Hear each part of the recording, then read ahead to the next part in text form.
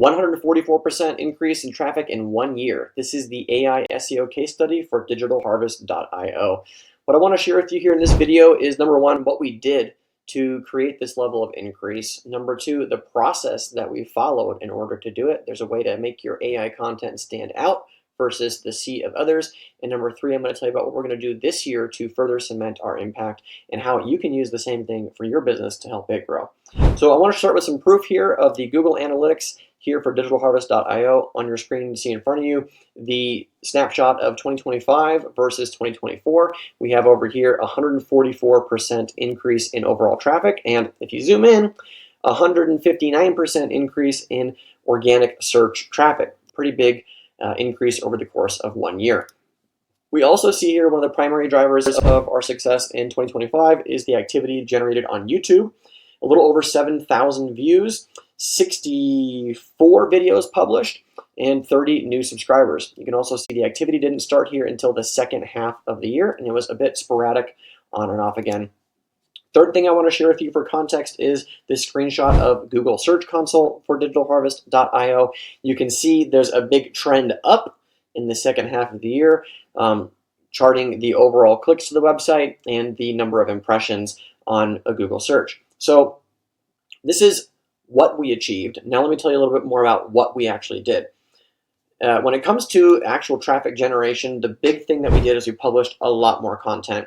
We put up over 200 blog posts in the span of 1 year in 2025 versus 6 blog posts the previous year in 2024. So more content meant more opportunities to get search traffic. So that's one of the big things.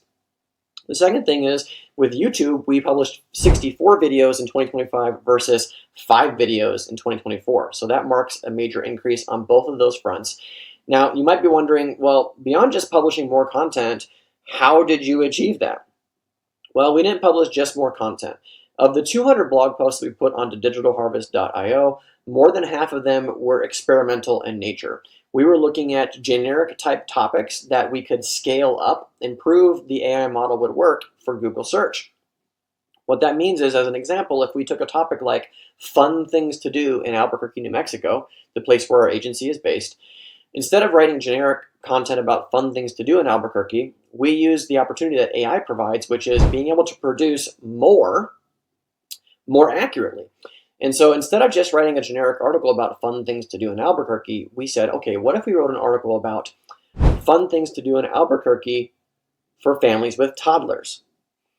What if we create an article that's fun things to do in Albuquerque when you're visiting as a dink, dual income, no kids? What if we created an article for free things to do in Albuquerque during the weekdays for families with small children? These are 3 different examples of the same topic, but in much more niche, much more specific frameworks. So if you think about this for your industry, everybody can easily publish generic content. If you think about an HVAC company publishing content about how to diagnose a broken furnace, well, that list is going to be very generic versus an individual article about individual furnaces and systems that they could troubleshoot. So you might have, 6 different brands that you're covering for the same topic on how to troubleshoot. That type of information that you're publishing on your website and onto YouTube and other platforms is much more interesting, it's more specific, and will get you the search traffic versus all the generic stuff. The generic stuff and the time of generic stuff working is over. And when people say that Google hates AI content, they mean that Google hates generic content that's not helpful, that's not providing extra information for people that goes beyond just the obvious. So how do you do that with your content? Besides getting more specific, as I shared earlier, you also want to take your own authority and expertise and insert it directly into the content. So it's almost like quoting yourself. It's almost like going in, if it's not your expertise, it's borrowing the expertise from other places. So literally citing other sources, bringing in other YouTube videos, bringing in clips that you might find from podcasts. How do you create something that is truly unique versus everybody else's content? That's the name of the game in 2026 and moving forward, is how, if everybody can create the same type of content, how do you make it unique? How do you make it personal? Here at Digital Harvest, we have a team of 2 writers, both with journalism backgrounds. They understand that they can take one topic and then take a different angle on it than somebody else did in order to make it unique.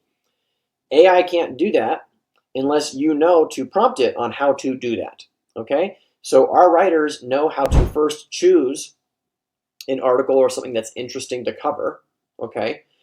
They back it with some research, okay? And then they outline it, they write all the copy, they use software to further enhance it for SEO purposes, okay?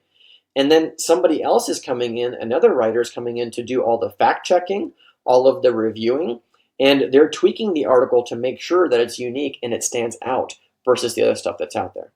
So if you're interested in more information about how to do this, if you want to see more of the stats, the information, the numbers, click in the description below this video. There's a link that goes to the blog post. We'll have some more screenshots. We'll have a breakdown of some of the other information that's been presented here, but in more depth, more detail. We'll snapshot some of the blog post examples of things that we've done that were experimental, some of the things that are now producing a lot of our content, a lot of our results. We have 4 videos that are about Google business profile verification that just took off this last year and are producing the majority of the traffic that we're seeing that's converting into leads and opportunities for our business. Okay, we'll share some of those examples as well. You can find that in the description below this video. And if you would like help implementing some of the things that we're finding successful here at Digital Harvest, as well as our other clients, you can book a call with us at digitalharvest.io, or we'll put a calendar link in the description below this video. Click on that, set up a time, and we'll chat with you about how you can deploy this on behalf of your business so that you can see greater success in 2026 and moving forward in this incredible age of AI. With that being said, I appreciate you for watching this video. I look forward to catching you on the next one. Bye for now. Thanks so much for watching my video. If you like this one, you'll love some of the other videos we have posted here on our channel that help blue-collar business owners get more out of their digital marketing. So make sure to hit that subscribe button, check out the other videos. If you got questions or comments, post them below. I look forward to catching you on the next video. Bye for now.